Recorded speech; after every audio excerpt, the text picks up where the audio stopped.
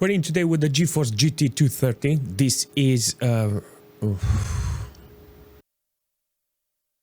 This is a 2009 video card with 98 shaders. It's got 1.5 gig of VRAM DDR2, 500 MHz on the core clock and 500 MHz on the memory clock, 192 bits bus width, DirectX 10, and we're gonna pair it up with this Intel Xeon W3690 with 6 cores and 12 threads. Let's jump in a couple of games and see if that 1.5 gig of VRAM is gonna help this video card. Let's go. Let's start the benchmark with this game, and on 1080p with low details you can actually see it. The game it's barely running with 40 FPS. Back in the days 1080p was not the maximum resolution. In this case you can clearly see that it's barely holding with 36 FPS on average, 20 on minimal and 25 on 1%. I mean, it's okay, you know, with 1080p with low details, but I don't want that resolution. I don't want to push this video card at this stage. Seriously, it doesn't utilize too much wattage here, 183 watts consumption. You know, the video card is not big, doesn't utilize external power supply in order to be utilized in this case, but you can clearly see that it's a decent experience. I think this will be much better with Windows 7 with older titles. I have Windows 10 because I want to test some online games, you know, and I don't want to spoil the benchmark. Windows 10 with this video card shouldn't be like this. Yeah, I think it should be on an older a retro machine. But regardless, it's doing the job. 20 FPS on minimal is not okay, and 40 FPS on average. Yeah, I think it will be much better with lower resolution, 1024 or 720p at least. In this game, apparently, the video card with 1024, let me show you, I think I have, yes, with the resolution is 1024, is doing a fantastic job, you know, so I want to see how the game is performing. I want to see how the GPU is holding in this situation, and I think with this occasion you can actually see that it's averaging pretty well. It's utilizing nearly 200 watts consumption. It's got on the video card you can actually see it's using half of gig to deliver this performance. That was at 38% from the video card. It's a decent performance, you know. I will not say it's bad, you know, considering that the video card is starting. I will say I will take it because there is nothing else, you know. Finding all games like this that run on a GT 230, it's like a mission. It's like the moment you manage to find a couple of them, make sure you manage to test in Wait. Everybody's playing Elder Rings now, but you never thought you'll find games similar with Elder Rings back in the day. Oh, I get man. Smash his f***ing head. That's it. One more hit. Damn, what the f*** was that? That was the ultimate. Oh, that was an ultimate. This is a very interesting game to see how it's running like this with 1080p on low details. You can actually see on average it's doing a fantastic work. I mean, it looks very interesting even with low details. It's utilizing 0.5 gig of VRAM, maximum core load with 60 degrees on the core of the video card. It's doing the job, but the core is maxed out, you understand? It's 40 FPS on average with 27 on minimal. Not the best performance here, but I will say it's definitely something that you need to take in consideration if you want to play games with old GPUs like this. So the frame time is not perfect, but it's still playable with 1080p, 38 FPS, 40. No, but I just wanted to show you the game how it's performing with the GT 230 like this, you know. 24 FPS on minimal, not that very ideal, you know. It looks okay even on low quality, but if we're jumping in S.T.A.L.K.E.R with this video card, you can actually see that it's doing a very interesting performance here with medium detail, static light. I disable effects, you know, the lights and stuff like that, and it doesn't look that shiny like previous, but it's doing with normal light and medium quality okay. 100 FPS. It's not utilizing too much VRAM in this occasion. You can actually see 300 megabytes of VRAM utilized with maximum core load. It looks okay even like this, you know. If you want to play some games on a video card like this, definitely this is the settings you need. The system itself doesn't have any problems. 4.3 gig of system RAM being utilized. The CPU is not stressed. 8, 9 10% load on the CPU.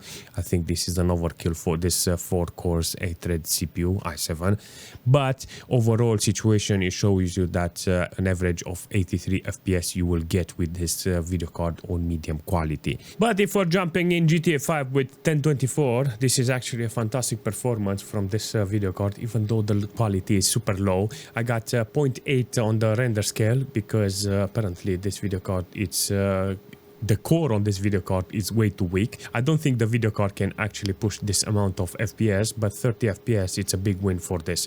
I'm not joking. Seriously, if I can manage to push it like this, if I can manage to put this video card in such a good position so I can play a little online, I will say this is the biggest win for this GT230, seriously. In the game, apparently here with this video card, you can actually see it's being utilized at maximum, 1.2 gig of VRAM, maximum core load, 53 degrees on the core. The CPU doesn't have any problems apparently, but it's being utilized like 35% in some cases, with nearly 60 degrees on the CPU. Nearly 8 gig of system RAM being utilized, and I think this is one of those situations in which the game it's barely struggling to keep with playable FPS, you know. So GT230, this is the reason I put this video card in this machine, because I wanted to show you how it's running with online games. That's it. I mean GTA 5, because if I wanted to put an old machine, I will definitely had more entertainment there, but today I just wanted to show you that if you're interested on online games, Windows 10 and stuff like that, you will get barely 30 FPS with this type of cards. But if we're jumping in Black Ops 2 with this video cards with low details on 720p, look at this, nearly 200 watts consumption, 192, 93, 201, yes! Look at that, 201 watts consumption, hundreds of FPS, 66 on average. It's looking like it's promising, seriously. It looks like this GPU can actually do something, and I'm very proud of it. Maximum core load in this situation, 400 megabytes of VRAM utilized with this video card. Not that bad, you know, when considering what video card I have in the computer. 52, 53 degrees. I think this is one of those situations in which the GPU can actually do something, seriously, and I like it. I like this GPU, how it's performing. Give me one more kill, I will be so happy. I mean, the system itself doesn't have any problems, 20% load on the CPU, 4.8 gig of system RAM being utilized. I will say this is a decent performance overall. This is very interesting because I managed to put Fallout on 1080p with maximum details. You can clearly see that the video card is maximum loaded, you know, 650 megabytes of VRAM utilized here. It's not the right experience that I want from this game, you know. So on maximum details, I just wanted to show you how the video card is working. Yes, all right. So on 720p, you can clearly see now I got 40 FPS on, and it's playable. This is maximum details. Only 500 megabytes of VRAM utilized here. The frame time, it's decent now. It's a bit flat, but I think if you move around, you can clearly see that it's going to have a lot of spikes, you know. The CPU on the other hand is not fully stressed. It doesn't have any problems. 49, 51 degrees, 4.4 gig of system RAM.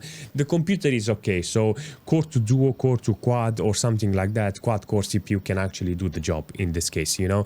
And yeah, 43 FPS. It's clearly playable in this case, but I don't want to keep it like this. I want maybe medium details with 720p, and I think that will be an ideal resolution. Wall of Tanks apparently on 1080p with lowest details on minimal. I mean, that's the only thing you can put here. You can clearly see that the GPU is actually trying to do the job. 80 FPS on average. When I'm sniping, apparently the FPS is dropping to 40, but yeah, I can say nothing here because it's playable, and I can play it online. I like this idea of this game that is not conditioned by a platform, you know, because I can put this game on an older operating system and I can still play it. And if I want to use the GT230, this is exactly the game I will put it on, because it's working really nice. Now in this situation, you can clearly see the core is maxed out. There is no problem here when it comes to being bottleneck. 800 megabytes of VRAM utilized. It looks and I wanna question what the is loading, because look at it, it's low quality, and yeah, I don't know what you're loading, but definitely an interesting performance here, you know. So yeah, can I shoot him one more time? Maybe imagine shooting me in the track. Yes, Burn them, burn, baby, burn. Look at that. Dead. Dead, boy. It feels it's good and it feels bad at the same time. In one direction, if you want to make this video card work, you have to go with an old operating system or older games. That's very important. Now, if you want to use Windows 10 or newer operating system like this one and want to use it online, you will have a hard time on actually utilizing this video card, and you will have low FPS, and you put low quality and low resolution in actually to try to achieve better performance with this video card. For me, in my situation, I will go with an old operating system and use this machine as a retro gaming computer, because I'm 100% sure I can make this computer shine there. This is not the high-end or mid-range, this is a low-end video card, and if you're interested on getting one, it's cheap. You can find it everywhere with next to nothing money. Yeah, majority of this type of video cards came with old computers that were how should I say, put on the side or put to recycling. But in this situation, if you find it for nothing or next to nothing, it's okay. But even then, it's questionable, because the low end next to nearly to mid-range video cards from DirectX 11, they are on the same price. You can find them really cheap, you understand? DirectX 11 video cards, and you have to question that, because DirectX 11 video cards opens the door for different type of games, and you know that on DirectX 11 you get other types of games that work really nice on how should I say, performance mode. For instance, crossout with legacy options, or Fortnite with performance mode, games that allows you to play with DirectX 11 GPU compatible. A lot of fingers are pointing to DirectX 11 if you want to buy something like this, but yeah, if it's cheap or you got it for free, it's okay. You can, my opinion will be to use it on older operating system and older games. That's it. I'm just curious if you managed to find this video card entertaining. But if you have any suggestion for this video card, leave a comment and I will see you very soon.